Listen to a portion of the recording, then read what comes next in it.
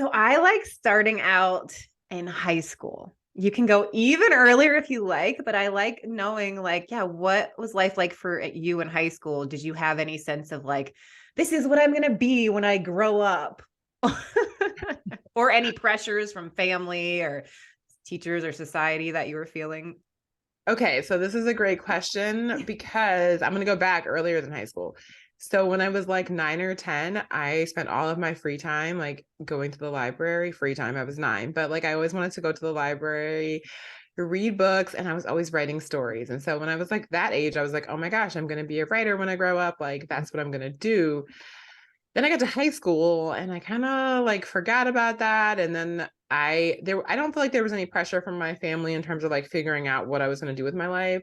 But I know that my high school like age influence or family circumstances during the time really informed like my thought process when I finished high school and going into college. And that thought process is like, I never want to not have money again. So when Mm. I went to college, I totally was like, forget writing, forget all this stuff. I'm going to do something that I think is going to like make me money. And so that is kind of how I made choices about what I was going to do with my life, so to speak. And ironically, here I am all these years later being a writer. So it's a full circle, full circle. Love it. So yeah, so when you were in high school and you sort of saying like the writing and stuff fell away to besides what, like having this, okay, I just want to do something that makes money. Like, was it also just high school distraction and like getting interested in different things? And Oh, absolutely. I just like was not focused on that anymore. I don't know. I was just being a teenager, I guess, right? Like, so yeah, boys, life, friends. I just like got out of the habit. Like, I don't even think in high school, like I didn't even read books for fun anymore. I was just like doing other things. I was working a job. I was like going to the mall and spending like my all of my little free any extra money I had, I was just going to the just being a teenager. So it was just distractions in life. Not so much that was like writing isn't even practical at that point. I just really wasn't thinking about it as something I would be doing anymore. yeah, and when did you said you didn't know like what you were wanted to like do, but like financial security. I want to do something like it makes me money that I don't have to worry about that. Was college something that was like an absolutely like in the world you were living in like an absolute next step or like oh I have to make sure I get to college because I need that financial security? Yeah, so I'm a first generation college student. My Okay. parents are high school educated. My grandparents didn't even finish middle school. So for me, I saw college as something I needed to do because I wanted to have financial security. I think with I have two older brothers, and they just went to college and I just kind of like followed in their footsteps. I don't remember feeling like there was like any immediate pressure from my parents, like you have to go to college, but I think it was just kind of like expected that that's So what was your older happen. brothers did go though too, so that was like you Yeah, weren't the first one of person in your family. one of my older brothers went. My brother that's 2 years older than me, he went to college before me. My other brother did not go. And so I don't think that my parents ever said you have to go. I just saw that as the natural progression to hopefully secure some type of financial stability for myself in the future. And I guess I didn't know what else I would do if I didn't go to college. Yeah. And so did you make choices on where you're going to college then based on the financial choices too, or like in not knowing, or that's like, yeah, how did you choose where Yeah, to go to college? I mean, I chose go where to go to college depending on who was giving me the most scholarship money. Okay, so you did um, get scholarships. I did get some scholarships. I still had to pay. I still had student loan debt when I finished school. So I went to a private college. I still had student loan debt and I still had to like pay money back. But I think ideally I would have loved to go to college out of state, but it made the most sense for me to financially to go to school where I was born and raised, which is Milwaukee, Wisconsin. So I ended up going to a private local college, which I have no regrets about. But yeah, that definitely the financial package definitely played a big role in making that decision. And what did you end up studying in college and how was that experience for you? Okay, so this is the irony of the whole thing, right? So I was like, I wanted to study something that I feel like I'm going to be able to secure a job. So I started out as a finance major, but here's the thing, I hate finance, like literally have the zero interest in it. So I was taking a bunch of like sociology and social justice classes because that was really my jam, and was like really forcing this finance thing. And then finally I was like, okay, just forget it. You don't like finance. So I ended up double majoring in sociology and social welfare and justice. And my plan though was to go to law school. So I was like, okay, I'm still going to do social justice is really important to me. So I'm going to focus on those things. I'm going to go to law school, and that is going to be the way that I secure, quote unquote, secure my financial future. But then I didn't go to law school, by the way. That didn't happen.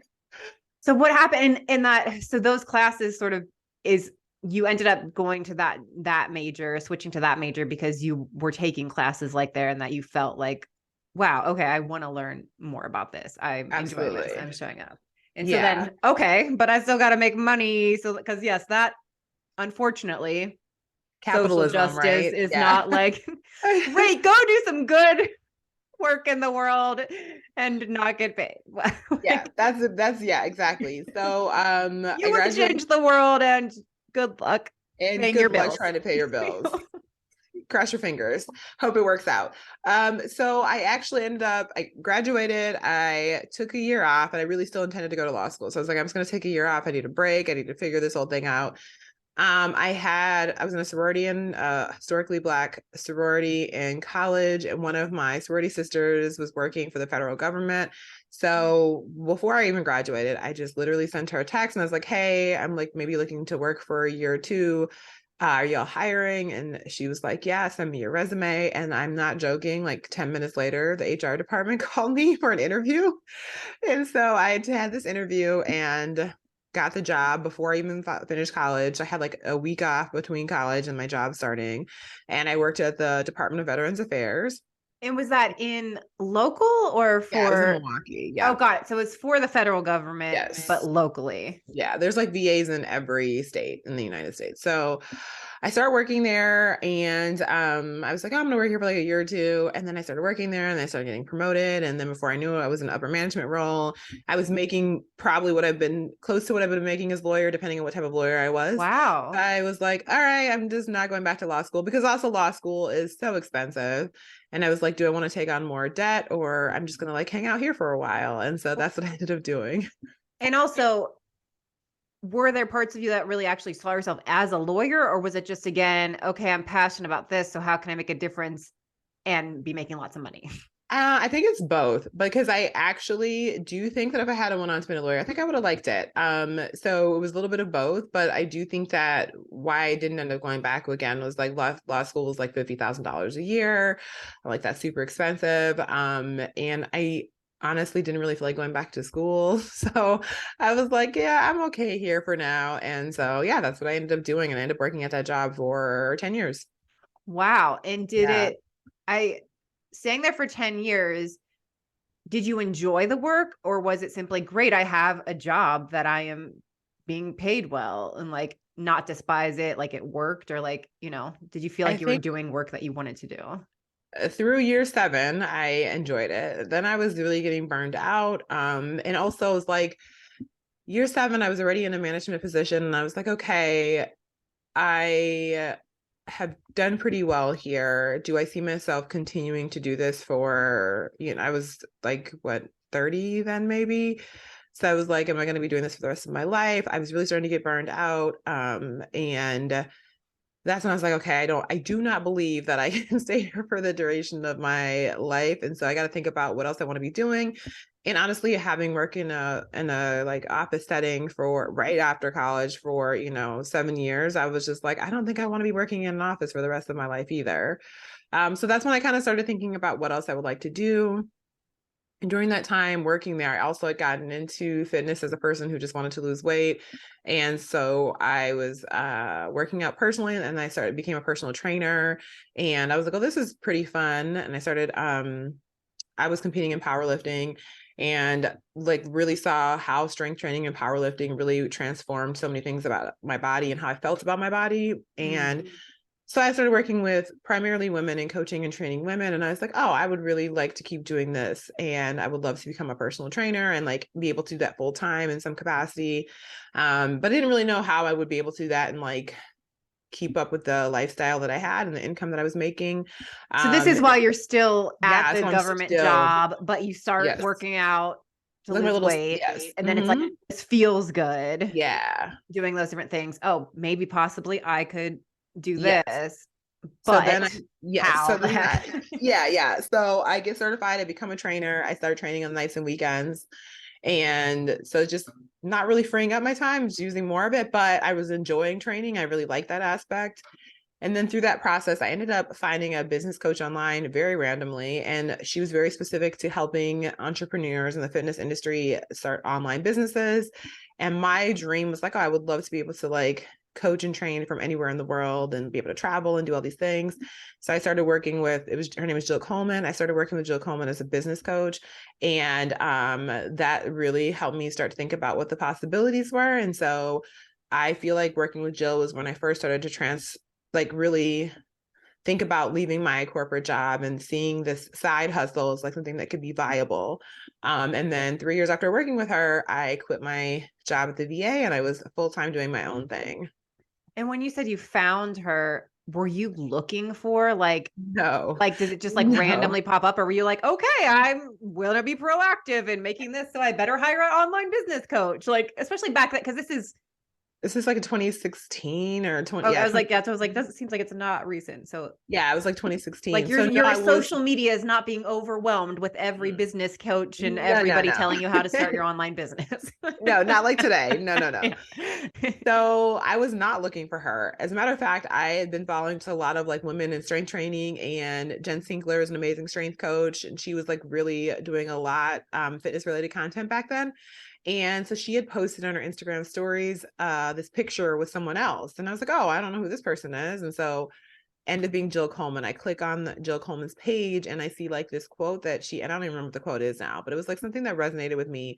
And so I remember I commented on it on the picture and she like commented right back. And I was like, oh, that's cool. Like she actually commented back. And then I was like scrolling some more and I realized that she was running like excuse me, she was running like a 5-day course for free or something. And I signed up and I also sent her DM because I had missed like the first day. And I was like, hey, I know this is like super inconvenient, but I was wondering, is there any way I can get the day that I missed? And she's like, of course. And so anyways, I started doing this like 5-day training. And then I realized at the end that she is like, it's like a free course to upsell you to do like a business coaching.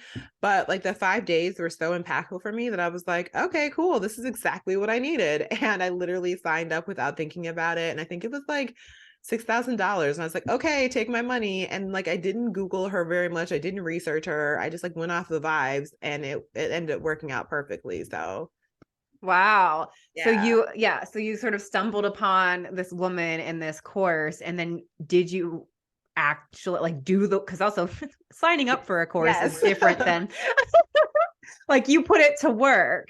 Yeah, I did. And for me, $6,000 was a big investment. So I was like, yeah, let's do this. And also I was like, it really was like, I felt like everything she was talking about was really resonating because I was like, oh, she works from wherever she wants to work from. She launches these school programs. Like she's doing all the things that I think that's what I really would like to be doing. So I definitely put it to work. And I think I ended up working with Jill for like probably 2.5 years. And I even now, like I credit so much of where I am to working with Jill that first time because she really encouraged me to step out of the box, just like do the things that were scary at the time and just like really take action. She actually was one of Jill's big principles was that everyone should have a blog. And so I started writing again because of Jill. Oh, So I wow. feel like she had like a very instrumental part of my journey. Yeah. Wow, very cool. And because, yeah, when you sign up for this, like, how are you using social media and stuff before? Just like, here's a picture of my Yeah. lunch. Nope. I had, I Remember mean, those days? No, I'm really just kidding. kind of like I had just started Instagram. I probably had like a couple hundred followers. I was just posting random things. Yeah, like here's a picture of my lunch. Here's a picture of me at this restaurant. Here's like I didn't have any, there was no intentionality behind it at all. But so that's like for people listening too, like how encouraging that can be. So it's like, yeah, however long you've been on social media, but if you have something inside of you that you've been wanting to like start or do, like, so did you just take those accounts? I mean, you had a coach, you went through program and everything like that, but like big shifts in changing and how you're putting out yourself out there in the world. And did you feel like, oh, what Yeah. are people gonna think? Oh Oh no, yeah. what's this? People are gonna be like, oh, stop talking about yourself. Or like, what were like, do you remember like Oh, of what you course. had to overcome? It's so scary to put yourself out there. And also it's like this also weird feeling of like being scared to put yourself out there, but at the same time, simultaneously feeling like no one's listening or paying attention anyways, right? And so it's like, especially when you're just starting, literally I have like 200 followers and you're like, who am I talking to? Because no one's really paying attention, but it's just like you just keep putting out the content that you want to be talking about. And yes, that fear of like, what are people gonna think? Or like, am I coming off as cringy on the internet? And it's like, instead of focusing on that, it's just like put out the work that you want to be putting out in the world, and then the right people that are going to resonate with your message are going to find you, and just trusting in that process. But of course it's super scary and super vulnerable, and I think a big turning point for me in terms of like when I felt like people started paying attention and listening was when I started talking about the things that were really important to me. So speaking of that, I feel like when I was first putting out content, I was putting out content from the frame of mind of like what I thought I should be talking about, what I think I should be posting. And then And then I was that remember, coming from the like what I think I should be posting as fitness yes, like as a fitness this coach, as a influencer, fitness, fitness coach? I yes, want them to like sign up for my yes. programs and hire me. So what should I be posting? Exactly. Like, okay, I am a fitness trainer. What should a fitness trainer be posting, right? What do people want to hear from a fitness trainer? So I was very much through that lens. And I remember when I was working with Jill, I had so it's like online, I was presenting as like this very this is who I am, fitness person. Offline, I'm having conversations about feminism and racism and white supremacy and all these things. And I'm not really at this point merging that with my work online.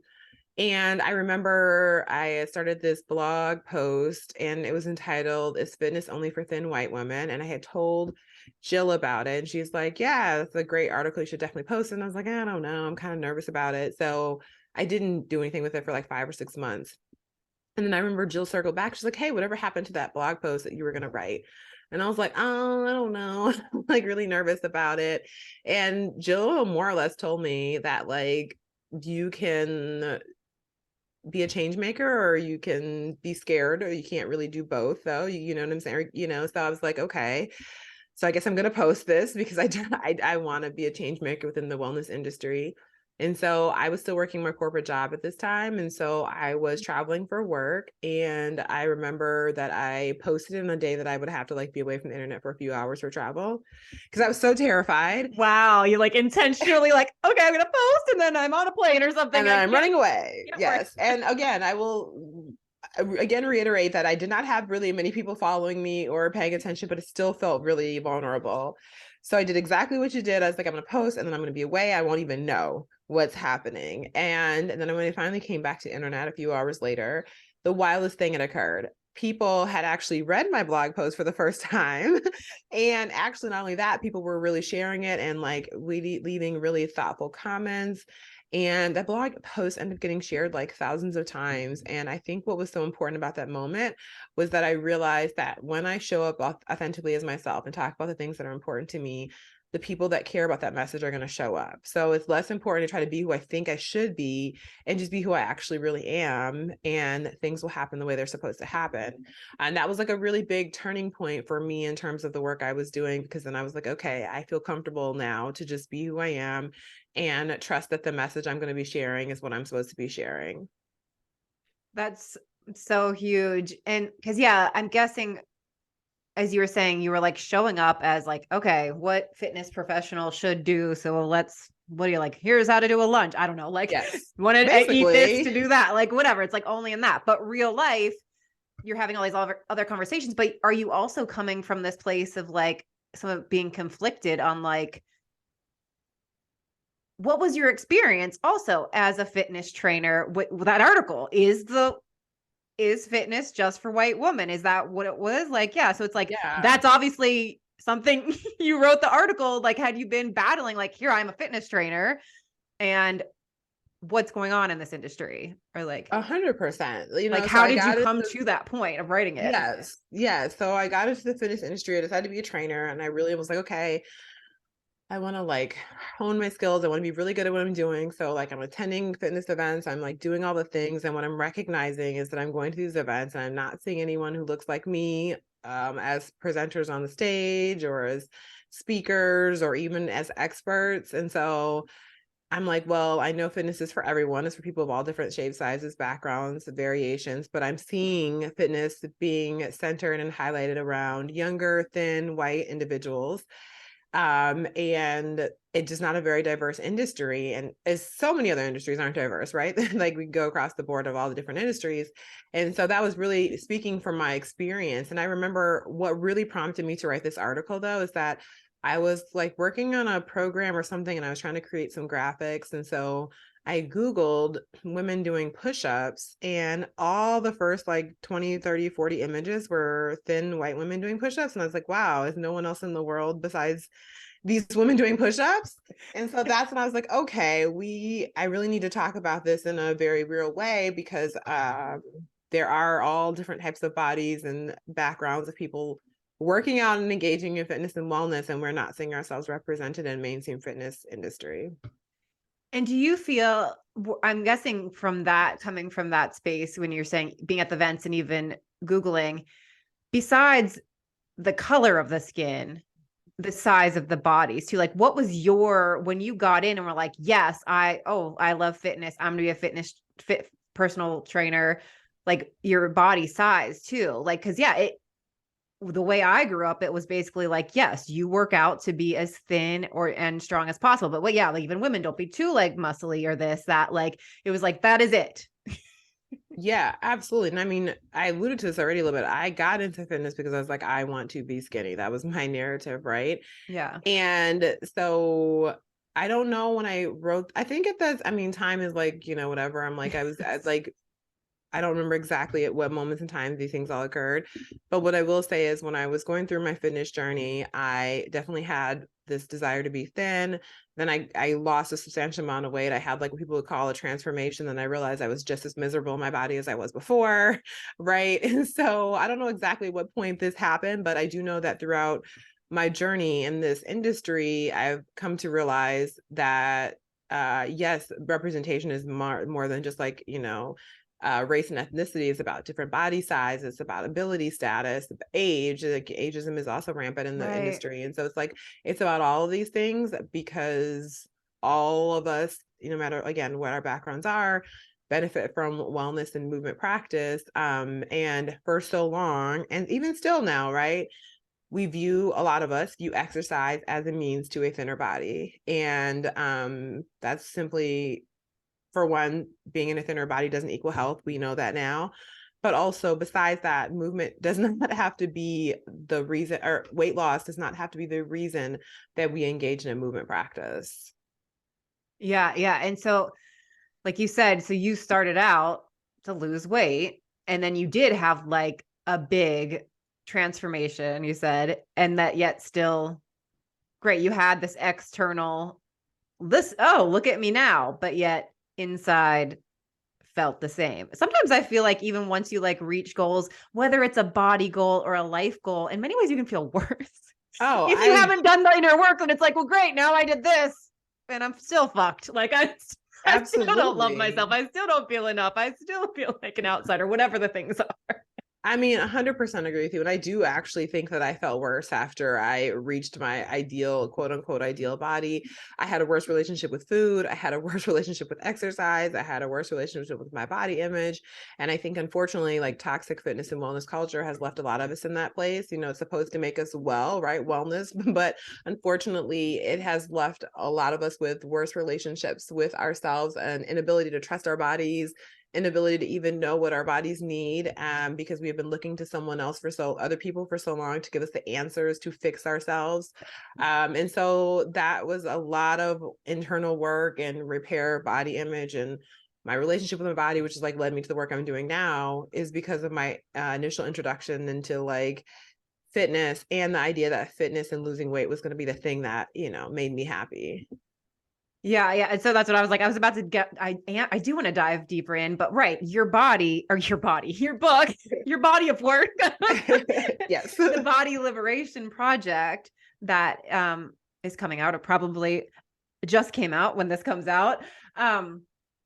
Is that what I wanted to just be diving deeper into? It's like how you got to the like, oh, I'm chasing this for thinness and I feel worse, and like having this coming to terms with, great, and I still want to be a fitness professional and guiding people through fitness, or do I? But why and how and when? Like, yeah, like is the book all of these things like coming together and or guiding people to have their own body liberation? Yeah. So, I mean, in the book, I talk about the fact it really starts from, it covers all the things, right? It covers diet culture, breaking up with diet culture. It talks about the origins of fat phobia and ties to white supremacy. It talks about, the mainstream body positivity movement, the positives and the negatives. Talks about the journey to body liberation. I mean, for myself personally, I went on my first diet when I was like 16 or 17, because someone in my class commented on my weight, and I was like, oh, okay, I guess there's something wrong with this, so let me fix it, right, and go on a diet. I yo-yo dieted for like, the next 5, 6, 7 years. I don't even know how long. And then I talk about getting into fitness and again, having this moment where I realized that I was so miserable, right? Like my whole life was evolved around how much I was eating, counting my macros, right? Not missing workouts. And that my whole life was obsessed with that, right? And to the point of like, I couldn't go out with friends and enjoy It's myself like, because, what is your life? right, Like, your life what is is life, like, right? I have to eat this and exercise this, like, great. So I may have this body and I have absolutely no life, no joy. No, I have no joy, right? Exactly. I have no joy. I cannot have any fun. I can't go out with my friends because it might require me eating something that I can't calculate for. And so you get to this point, you're like, if I spend the rest of my life like this, I'm going to be miserable for the rest of my life. And even still, even when I was in my thinnest body, I was always like, oh, I need to fix this thing. I need to lose 5 more pounds. I need to do this. And I was like, wow, this is actually a terrible way to live.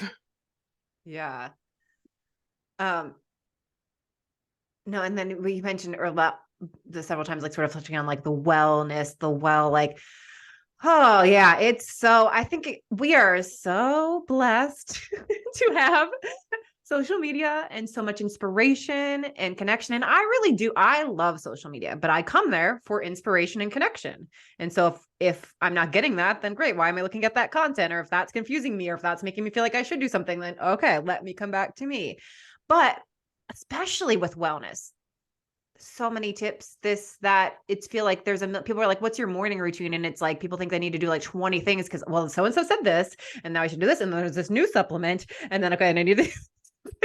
Adding more and more and more. And for me too, wellness really changed my life in many ways. I was diagnosed with fibromyalgia when I was 18, and I was always sick and had all these different things. Got diagnosed, they gave me pills that didn't work. And so I ended up like turning two. And this was like the year 2000, before everything was everywhere, like turning to like, how can I naturally heal myself through diet, through taking care of myself, yoga, juicing. I gave up gluten in 2004. So I really healed myself and have taken care of myself all these years through wellness.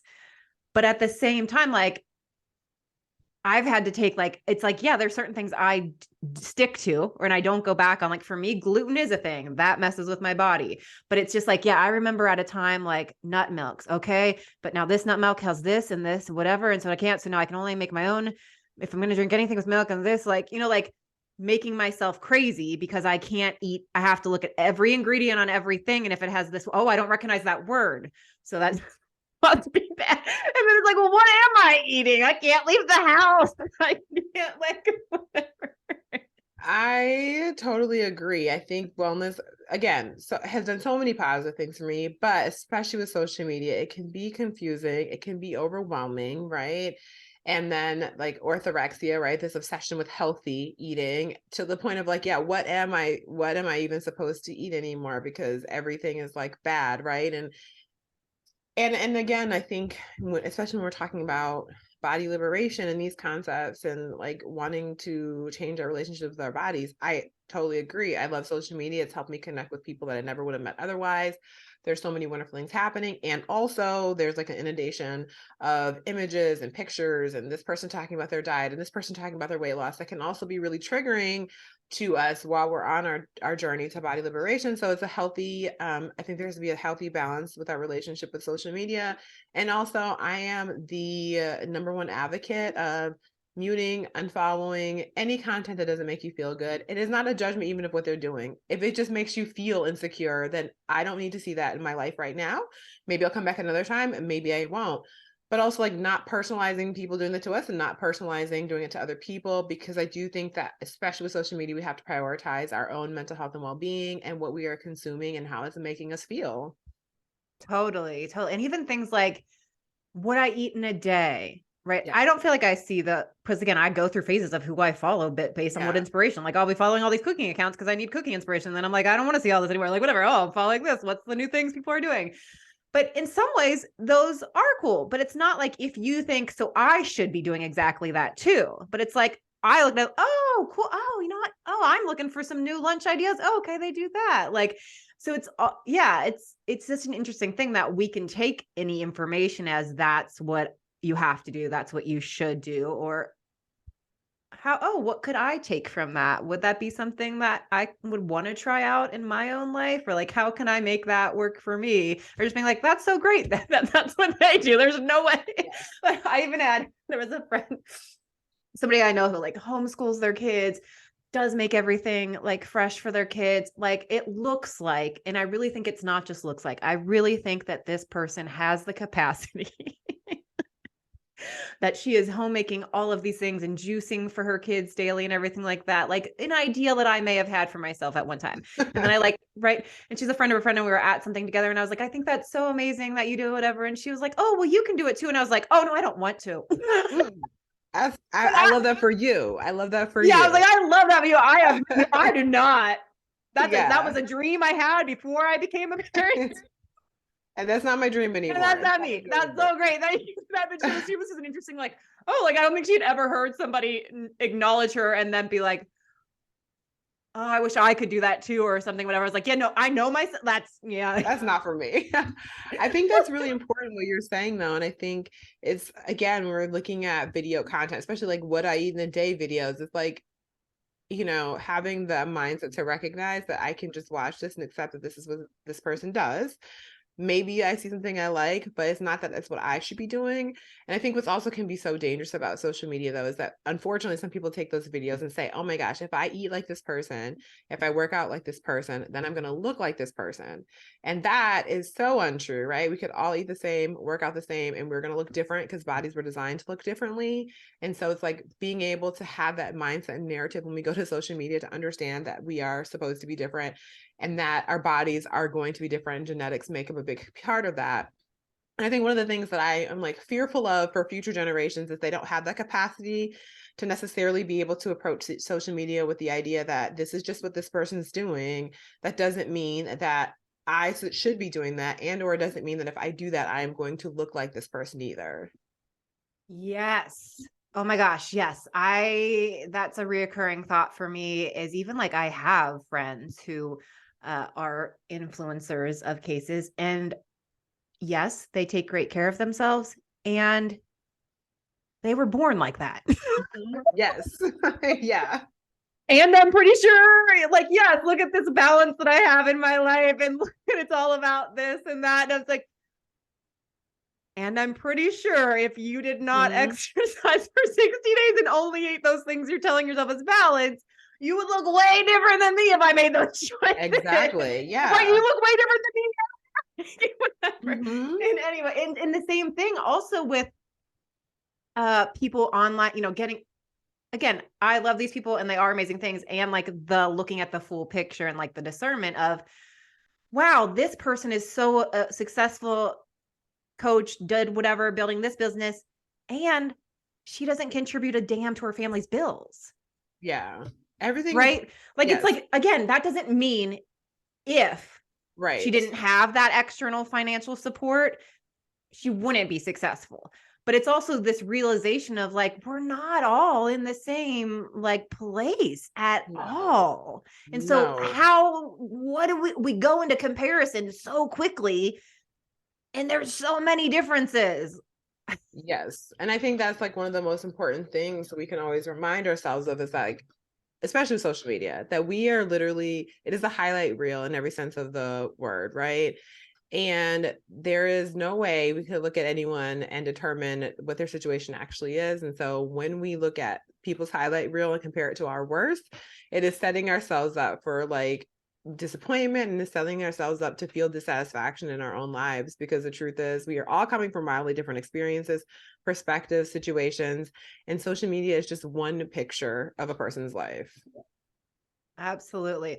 Let's jump back to, you published that first blog, well, not first, but the blog that first made you a little uncomfortable. And like you said, it kept getting shared and stuff. What happened from there? Was that like a big, like, was that a big moment that really changed things and created this forward steps? Or, oh, that was just a moment? Like, I make up that was a big shift. No, no, that was like a huge shift for me. For multiple reasons. Number one, it's like I felt comfortable really being authentic and continuing to show up and talk about things that are important to me. But like also on a bigger level, like after I published that article, that's the first time that I started getting opportunities to write for other outlets. Because again, this was like in 2016. This is like pre-George Floyd era. People weren't talking about diversity, inclusion, and wellness yet. People weren't talking about racism and the intersection of racism and wellness like that. Those weren't conversations that were widely being had at that point. So I remember I got to write, or Self Magazine reached out and was like, "Hey, we saw this article," and I was like, "Wow, they just That's saw it because people were incredible. sharing it, really." And asked me to start writing for them. And so that was like a huge shifting point for me in terms of the work I was doing and how I was doing it. And when they saw that article and reached out to you based on that, and when they asked you to write, was it sort of with the same sort of theme? Like, not just Mhm. like, hey, do you want to come Yes, be absolutely. share personal training tips, but like Yeah. talk more about what you're talking about here? Absolutely. They wanted me to talk more about the things that I was talking about on my own blog, which again was the work that I do, that I talk about now, and everything I do is through an intersectional lens, right? So that we're thinking about other identities, race, sex, sexuality, gender, ability status, and these intersections with wellness and how, again, how it affects everything that we do in our experience in the world. So yeah, I got to write about those things and those topics, which really shifted and in so many ways, I think has led me to the work I'm doing now. So that was like a huge moment for me. Yeah. That is so huge. And again, I just like to like zoom out whoever's listening. Like, you never freaking know. Like, you were so nervous to write that article and like nobody's gonna see it. But like, I'm nervous to write this, but nobody is gonna see it. And if the people that do see it are probably gonna like be like, what do you think you're doing? Right? Like, it's like that. Absolutely. All the Those thoughts. two, like that's what we think. Like, nobody Mhm. cares. And the people who do see it are gonna like hate me or something. Yes, that's exactly it. Yeah. And so you went there and then it got shared, created this huge like awakening, I bet, in people of things that they were might have been thinking but not seeing or saying too. And then yeah, you got reached out by a major publication to continue sharing messages on a big field. I don't Yeah, a big, yeah, know. absolutely. And I feel like that really launched like my freelance writing career, because after that, like it just continued to grow. And so, people often ask me like, how do you start freelance writing for all these, whatever. And I'm like, I'm not the best example, but I'm gonna tell you what I did. And I just think that there's so much power in sharing our stories authentically, and that, no matter what our background is, like there's so many people that will resonate with our message. And it can feel really scary to share from a vulnerable place at times. And, even with the book, like I talked about a lot of things that are very personal to me, which is still scary. But also I think that we all have so many stories that can be of service, and people can feel really seen through our experiences if that's something that we feel comfortable sharing. Yeah, I've always felt when I started a blog back in the day too, and I was like, Yeah. nobody's gonna read it. I'm just writing for me because I want to feel like called. I want to write these things. And I did have followers. It wasn't like it never like blew up to, but I was always shocked of how people would resonate because I was just writing about like my perspective of that day. Like, oh, this happened. Yeah. And so I realized this, like having a moment with something that, but it was all very much me. This Mm-hmm. is what happened to me. Resonating. And so the same, I used that model when I wrote my book too. It was like, no, this is going to be full of my personal stories, but that's how I connect. Like, Yeah. I can't read like a personal development book that is supposed to be, this is the blah, blah, blah book that's changing everybody's life. And if it's just talking at me, my brain checks out so quick. I need a personal story to like tie me into it, to see myself reflect in it, even if it's totally different than me in my experience too. So I'm glad to hear you have brought your personal experiences in there. And so when you said too with your freelance writing, did having that like then give you the confidence to go to different publications, or have people just continue to come to you? But did you use that to go back up and be like, hey, I want to write for you? Initially, actually, people just kept coming to me. That's And amazing. then after time, I was like, okay, I want to be doing this more. And I wanted to be doing that. I was still coaching, but I was like, I want to be writing more. And so after a while, I started reaching out to people and being proactive about doing that. But initially, I just kind of like not waited, but I just took the opportunities that were brought to me. And then I was like, oh, this is going pretty well. I think I can actually just go out to other people, and I think I'll be able to like pitch and write more articles. And so then I started doing that too. Speaking of, yeah, are you still doing like the personal training work, or where did that like, yeah, what happened with that phasing? Yeah. So um, after I left my job, I was training always virtually though. Even like pre-pandemic, I was always Interesting. training and coaching virtually and doing like launching do-it-yourself programs that I would sell. So it was like probably, I would say, 70% personal training and then 30% writing. And then I started hosting workshops just online, my own platform, for trainers and wellness professionals, on how to create diverse and inclusive anti-racist wellness spaces. And so I was doing those workshops. And so that was taking up a little bit more time. So I was like 50-50, I would say, with clients and training. And then 2020 happened, George Floyd happened. Everyone in the wellness industry was like, oh my God, racism is a real thing. And I was kind of had been one of the few people in the industry talking about these conversations. So um, a lot of people reached out to me to do workshops again. So I relaunched my workshops, and they were um, kept me extremely busy. Let's just say that it was really, really busy. And then lots of folks were coming to workshops that I like didn't even like never expected. And so as a result of that, I started doing workshops for private companies like yoga studios and even companies like Google. And so all of that work really took off, and my writing work was taking off in bigger and bigger ways. So at that point, I transferred all my clients to other trainers and focused on the DEI and anti-racism work, writing, and then during the process ended up getting a book deal. And so I've just been super busy doing that type of work since then. I still love training, I still love coaching, but I just am not doing it on a professional level anymore. And when you first had the idea to offer those workshops years ago, was that something that felt like it came naturally from what you were writing about? Or did someone say like, or people having conversations with you about like, oh, how do we make these spaces more better? Like, like how did that come about to be like, I'm going to offer this? Because it makes sense. Like it totally makes sense. But at the same time, a lot of people don't do the No, no one things. was talking about it then. No, no one was asking me for it. No one was talking about it. I Mm. just felt like I was writing about about these things in various ways in articles. And again, a lot of my background in social justice really informs the work that I do too. And so it just felt like a natural thing to do. And like originally I was like, I don't even know if anybody's going to sign up for this workshops. Like, who knows? Because again, this was not when people were like really gung-ho about learning about anti-racism They're and just like, oh, wellness. yeah, yeah, yeah. But like, Yeah. So I'm not I gonna was sign just up for that, but that's so that right. sounds That's great. so great that you're Yeah. doing. Yeah. So I mean, I think that the first few times I did it, I definitely had like I'd say like I had like a probably like 25 to 50 people sign up. So it wasn't like no one was showing up, but it wasn't like in huge numbers either. And then when I relaunched it in 2020 after George Floyd, literally thousands of people signed up for the course. So very different response. Wow. And are you still offering those, or have you changed, like transferred it? Is that like, and also I'm guessing like that work is in the book is what, like, it's not like, Some of it.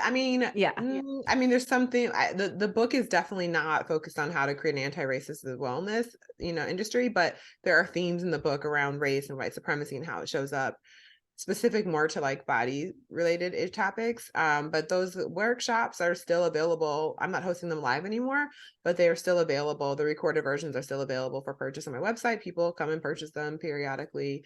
Got it. As well as my training programs, like powerlifting type programs that I had built in the past are still on my website. People still purchase Oh, them. that's cool. Yeah. So then you're writing, you're doing all of this work. How did this become the book that you're writing? And Yeah. also, was someone coming to you like, write a book, or had you now been putting yourself out there and writing now? Like, yeah, like where did this become the book that you wrote? Yeah, so I knew for a while, even before I knew that I wanted to write a book for a few years. I just like Well, sometime in the since future. you were like 8 and Since I was spending your 8, free right? time in the library. I knew that one Just day it would kidding. happen. No, but I think when I was really working through my own relationship with body image and repairing that, and really working with clients at that time too, and just seeing how almost every single one of my client was dealing with body image issues, I knew that eventually I wanted to write a book that would help to shift people's narratives around that, especially as I healed my own relationship with body image. So I was like, okay, that's the book I want to write at some point. And in terms of themes around like, white supremacy and racism, that just goes into every topic anyway. So I knew that would be like a part of the book. And so how the book actually came to be about now is, again, kind of a wild story. So during 2020, I wrote this article for Shape magazine, and it was like around what's it like to be a Black body positive fitness trainer. And so I literally just interviewed 3 colleagues I know in the industry doing this work. I thought it was a good article, but I didn't think it was like anything mind blowing, but I was like, this is a good article. I like it. Anyways, the article kind of went viral. You just like never know what's the thing that's going to be. So this article, for whatever reason, kind of goes viral. And then the Today Show emailed me and asked me to come on and talk about the article. And I was like, whoa, that's cool, of course. And so it was virtual because it was like during the height of the pandemic. So I go on the Today Show to talk about this topic around body positive Black trainers. And a couple weeks after that, I get an email like out of the blue from like a random publisher and was like, hey, would you be interested I saw you on the Today Show. Just wondering if you'd be interested in writing a book. First, I thought it was like a scam because I was like, this is weird. So my friend was like, well, we won't know if it's a scam unless you email back. So I was like, okay, good. Point taken. So I emailed back and I set up a call, and I had this phone conversation with this man at this publisher, and he's just like, what would you love to write about? And so I'm like literally just telling him what I want to write about body liberation. And we're having this conversation for like 30 minutes. And then he says, I think this is a great idea. Can you send me 2 paragraphs after we hang up? Because I'm going to pitch this to my sales team. And I was like, oh, I think this is for real. So I get off the phone and I'm thinking about it. And I think of a colleague that has written self-published and has worked with a publisher. I send this colleague a DM and I said, hey, I just had this phone call. Can I pay you for a consultation call? Because I want to talk about publishing things. She's like, absolutely. We get on the phone the next day. I'm explaining the situation to her. She's like, this is great. You need an agent. And I was like, awesome. Where would I get a book agent from? And so she's like, well, I know a really great agent. I don't know if they'll work with you or not, but I can introduce you. Perfect. She introduces me to this agent. We get on the phone the next day. I don't even know why, but someone was like, absolutely, I'll work with you. And I said, I don't know why, because I realized later that she's works with like a really amazing people. And she said, sure. So we signed a contract. We start working together. The publisher comes back. I introduce them. The publisher gives an offer based on this like 2 paragraphs that I sent over. And my agent was like, listen, that's a pretty good deal for a first time author. She's like, but you don't even have a book proposal. Like, I feel like if we did this the right way, you can get a much better offer. I can't promise you anything. So I'm like, well, I trust you. So I turned the offer down, end up writing a book proposal, hiring someone to help me write the book proposal. And then we shot. Rochelle, probably. You Was it said what? Rochelle? Yes, I'm like, Rochelle. Rochelle's a past guest, and yeah, Rochelle Fredson. I didn't. I She hired did a Rochelle final touch on it. Fredson. Oh, did she? Okay. So I didn't. Yeah, Rochelle's I do the whole process with her, but I had heard her so highly recommended and she's used her for so like final amazing. touch. Yeah, She's so great. And I had nothing. So I really needed her because I didn't even know what a book proposal entailed. Like I had no it's clue. a freaking It's lot. a lot. It's a lot. So yeah, Rochelle and I worked together, and which is also great because we've become good friends now. So it's like, it was awesome. But anyways, then we took the book back and end up selling it for way more than that first publisher. And so that is how I came to be writing a book at this point in time. So it all just kind of happened. And I also say, when I talk to people about my story, my journey, that I so firmly believe that we are just taking the right next step. Things happen the way they're supposed to happen. Love that. And also, that you had the like insight to not just jump to at that first Yeah. offer. Cause also Yeah. like, yeah, it was probably like decent offer and stuff like that too. But I think a lot of people too wouldn't just be like, oh my gosh, yes, I have to say yes Yes. to the first opportunity. And that the reality, it's like, yeah, like you were able to come back and probably like really, besides the financial gain, then it's like, who knows what that publisher, like, Oh my gosh. what did Exactly. that publisher even end up No. bidding on the book, or like over No, we once didn't it even like go, fully came no. around? You didn't even take it to I them? don't even think we took it to them.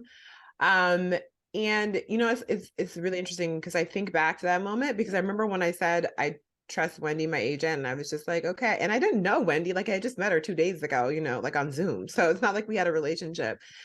But I just remember when I was like, okay, you're the professional here, publishing, I don't. And then I said no. I just remember I had like such peace about it. Like I didn't even have a moment of like, oh no, I'm turning down this money. Am I doing the right thing? Because again, as Wendy said, like I can't promise you anything. Like I don't know what's gonna happen. But I just like had so much peace that I was like doing the right thing. And I like never thought about it again. I always trusted that it was gonna work out how it was supposed to work out. Wait, now I'm flashing back because I'm like, I have followed you for a long time. So I'm like, I remember when did you end up getting signed to like a new imprint at a big publisher? Yeah. Like to like a pretty epic, like again, like you could have said yes to that thing and like the journey of where you ended up. Yeah, so I am with an imprint called Tiny Reparations, which is under Penguin Random House. But what I like, it literally has been like a dream. So Tiny Reparations was started by Phoebe Robinson from the podcast Two Dope Queens. Phoebe's amazing and has like really championed for my book in so many incredible ways. Like she was on the Drew Barrymore show 2 weeks ago. She took my book with me, and like Drew read a quote from my book, and like Phoebe just did that just because she wanted to Like, wait, so she was a guest she was a on guest. Drew Barrymore's show to talk Yes. about whatever she Because has Jay going Shetty was on. on the show that day. They were Uh-huh. talking about relationships. Phoebe is like newly out of a relationship. So Drew had her come on and do a segment. They were talking. So it's like Phoebe, Jay, and Drew.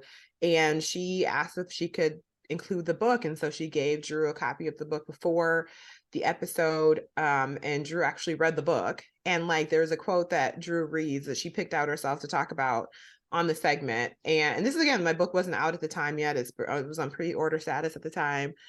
So I just like every step of the way, I felt so supported by my publisher, and not just because of the Drew show, like that was really cool, but But just like that's an incredible that no, no, somebody would go out of that way, yes, especially like people, unfortunately, yeah, it's just like, this is my moment. So like, blah, blah, blah, I do this. I'm not yes, gonna like, unfortunate, like, oh, I'm not gonna yes, even try to ruffle feathers by putting somebody that's not even here in the mix with this right, book. You know what I exactly. I wasn't mean? even there. Yes, Like it's like it's also not even a like, oh, it's all about me and not you. It's like, yes. okay, I got this opportunity. I don't want to mess it up. Absolutely. Absolutely. So, I mean, it was incredible. I'm so grateful to her for doing that. But I just like the whole team of the publisher has been so incredible and just like so supportive every step of the way. And so I also think about that as like, yeah, I don't think I would have had the same experience. And also too, it's about, when I was shopping my book around different publishers, and we met with like 6 publishers, I think. And I remember after my meeting with Tiny Reparations, everybody in their team came to the meeting. I just felt the energy. I felt like it was such a great match. And I remember telling my agent, I was like, I want to work with them. I don't even care if they're the highest offer. Like, this is the people I want to work with. And on auction day, as they call it, the first round, everyone made their offers. They weren't even close to the top. And Wendy went back to them and they were able to raise it, but they weren't able to go all the way to the top. And I said, I don't even care, Wendy. Like, these are the Wow. people that I want to work with. And it's like, yes, I missed out on a little bit of money, but like it has been so wonderful. Like I know it was the right choice for me. I love that. I love to hear that. That's awesome. Um, I want to just jump back again one time, like as you're going through, like you said, your own sort of the body liberation and this and weight, okay, and so in personal training, and then you're seeing your clients, the body image stuff. Did you end up like working that into your like work with the personal Oh training? yeah. Like, would that be a part of whether somebody's buying a program online or you're working with them virtually one-on-one, that it's like you're like continually be like, great, we're working your body. And like, that's not all you like, what were you doing to like tie that in or to like even make people be aware? Cause right, a lot of people don't even realize like how much they're being attached to that. Oh, it changed everything about the way that I work with clients. Like everything. And I say that because like when I really made those shifts for myself and I really healed my relationship with body image, I did not feel like in good faith I could take on clients with the goal of intentional fat loss. It just didn't feel congruent for me. And so the way that I worked with clients after that is like, I don't do intentional fat loss. We can work on how you want to feel in your body, whether that's I want to be able to move better, I want to be able to run a mile, I want to be able to keep up with my kids, I want to be able to, walk up the steps without feeling out of breath, I want to feel nourished, whatever your goals are, we can work towards those goals. And I want to feel stronger, I want to power lift, whatever. We can work towards those goals. And if weight loss happens, cool, but that's not a part of the plan that I will help you like that. And so if you're looking for someone to coach you towards intentional weight loss, I'm not the right coach for you. And it just really changed. And in terms of like at that time also, so much of the content that I was talking about online was also like so much of what I was writing about was very much around body and body image, that I also was just like attracting clients who wanted to work on their relationships with their body image. So the two became very intertwined. But it definitely transformed the way I coached, the way I trained, the way I marketed my business, everything. So that makes it. So yeah, you were talking about a lot of that stuff in your work. So you Yes. like they were drawing in the people that were interested in that. Yes. And like, yeah, I love that. Like, how do you want to feel in your body? It's not like, what are the results? Often go to like, what do we look like? That's actually like the reason the podcast is named Claim It is because I feel like we're often have been conditioned to be like chasing these things in life based on what they look like. Yes. Success, enough, Yes. worth, fulfillment. What does that look like? What does that look Right. like? And so then again, even once you have it, then it's like, oh, like now I need something else. Something I else, need another right? image. I need Yeah. a bigger house. I need more money in the bank or whatever. Like even like Paris Hilton, her documentary, she was like, once I make however many millions, was like her goal if she would feel good. And then of course when she got that, then it was like, okay, it's this many million. Right. Exactly. And It's like, but yeah, like when we focus on how do I want to feel, like what does success feel like? What does it feel like to be enough? Instead of yeah. my mind automatically wants to jump to like this image of me where yes, I'm perfectly fit and trim and I'm wearing this outfit and that, like from all the years of conditioning, still will Yeah. want to jump back to like that, to like and the Absolutely. money in the bank, like all the things that are surrounding me and like that is like, oh, but what does it feel like to be Yeah. enough? Absolutely. And I think that part of everything you're saying is so true, is that part of feeling is so important because like you said, you can have all these things in your mind that you want and you accomplish them and you realize if you don't fix the inside, if you don't fix the things, right?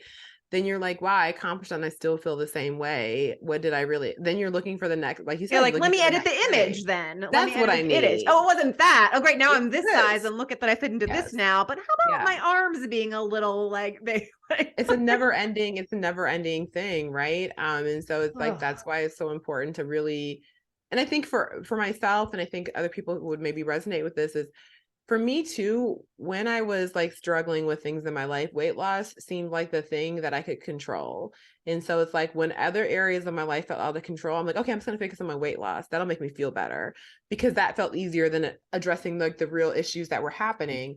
And I think that happens for a lot of us, whether it's about our weight or trying to achieve this thing. It's like we're trying to mask the thing that we really need to be working on, because maybe the inside work is so much harder sometimes. And so we're like, oh, I'm going to chase these other things are going to fix the problem. And really we attain those things and we still have the same issues, just a smaller body. yeah. That made me even think of like clean people, like obsessively clean houses and like everything. Like I'm not saying that anybody is like that it's all that, but yeah, it's like, okay, it can feel easier to like if everything's like this and everything is whatever in its way, then maybe Yes, obviously having a cleaner surrounding does impact your mental of health course. too. Yes. So like not It saying does. but anyway, okay, I'm gonna get to the questions that I ask Okay. everyone. The Yeah. first one is, what are go-tos to raise your joy levels when you may be feeling off or funky? Like what's a go-to? Absolutely. Okay. So a couple things. Movement practices also, like always, so, and to raise my joy. But I think for me, like I'm really like feeling in a funk, I need to go outside, I need to breathe some fresh air, I need to take a walk, right? I don't necessarily need to go I love strength training, but when I'm in a funk, I just need to go outside. I need to get some air. I need to walk. I need to move. And I think another thing is community is so important to me. My friendships, and spending time with people who really vibrate on that, like, or raise my joy vibration, and really help me feel nourished. People that, like, when I leave their presence, I feel like, wow, that was such a nourishing time that I spent with them. So I think that's like another thing for me. And then, sometimes when all else fails, you just gotta go to sleep. I'm like, you know what? I'm in a funky mood. Nothing. I'm just gonna go lay down. And I'm gonna go to sleep for a little bit, and we'll try again when I wake up. That's actually, I've heard several people will be like, I go take a nap, or like, and I'm like, oh wow, nap has never really come easy to me. I'm not that person. I'm like, wow, that's Yeah. like, but I I'm not definitely am either like, a go for sleeper. the I can long. fall asleep anywhere, anytime. So I'm like, when I'm really funky, like, just go lay down, girl. Let's take a nap. Love it. Okay, I ask everyone to apply this phrase to themselves. What is easiest for you is not always what is best for you. So maybe a way you naturally fight yourself in being. So what is easiest for me is blank. What is best for me is blank. Hmm. What is easiest for me is running from my feelings. What is best for me is addressing them. Is that like, yeah, past, like you noticed, like again, Oh, with the absolutely. Like control and now. 100%. I go to therapy. I started therapy probably like 2 years ago, but for like from the age of 20 to like 30, I never cried, like not a single tear. I'm like, I can stuff my feelings. I just like compartmentalize and keep going. That's my natural response. It's super easy for me. Doesn't really work in the long run, So it's super easy for me to just like run from the feelings, the emotions. Best for me to process them though. What is, besides going to therapy, like, have you figured out ways to like, oh, this is me running like from my feeling, you know what I mean? Have you Yeah. figured out ways to support yourself in not shoving them Yeah. down? Yeah, absolutely. I think, honestly, now I feel like since I've gone to therapy, I cry all the time now. So I'm just like, now I'm just like nonstop crying. Not really, but when I'm having like I feel comfortable now recognizing that I can have a bad day, or not even a bad day. I can have a few bad moments and I can cry, and that is an okay thing. Like, like it's not a bad thing. I used to look at that like, what is wrong with me? And I'm like, it's called Mm. having emotions. It's called humanity. Like it's totally fine. And so I think now that I've like really just started to work through things, I just feel more comfortable, like recognizing that sometimes feelings come up, and that's just like normal and it's totally okay. Yeah, I feel like I used to like take it personally, or like I was doing something wrong. Even Yeah. like I couldn't acknowledge if I like had a doubt or a fear or a worry or anything, because then it's like, no, no, no, because I am super strong, can do Yes. anything, badass Trisha. So I don't Yes. have those things. Absolutely. I totally resonate with that. And I'm like, And, yeah, you do. It's okay. but yeah, and so now I'm always like, now I'm like, oh, what are you trying to tell me? Okay, like let me ask that some question. Like, let me ask you Yeah. some questions about, like, let's open that conversation up instead of like Yes. trying to shove it down and act like everything's good. What are you talking Everything's about? great over I can here. handle everything. Yes, absolutely. Okay, the name of the podcast is Claim It, which I started into before because I feel like we focused more on how things, like, we want this based on how it looks like, but if we look at how will that make me feel, or how does success feel, how does being enough feel, whatever, then we actually have access to claiming it. Like when Yeah. you tune into, oh, what would that feel like? What does that feel like? So what are you claiming for yourself right now? I think the thing that I'm always claiming for myself is that I'm inherently worthy because I exist. I think in a world that is hyper focused again on how it looks, or what we look like, or what we're accomplishing, or how productive we are, there can be all these measures that make us feel like we're not enough. And I think the message I'm continually telling myself is that it doesn't matter. Any of those things are relevant to my worth. I'm inherently worthy because I exist. Yes, absolutely. Thank you for sharing that and saying it again. And I just want to, like, yeah, we definitely talked about your book, but is there any last like thing you want to say about the book, or like why people want to go get it? Yeah, absolutely. I mean, I think I always say the book is for anyone who's living in a body, I think if you are living in a body, and if you ever struggled with body obsession or a negative body relationship with your body image, or um any of those things, this book is for you. And I think that, and no matter what your identity is, you'll see yourself represented in this book. And I truly believe that it will help begin to shift people's narratives about our relationship with our bodies and how we can, again, move towards a place of actual liberation where we are free to exist in our bodies without self shame and self doubt and self hate. So, yeah, it's for everyone.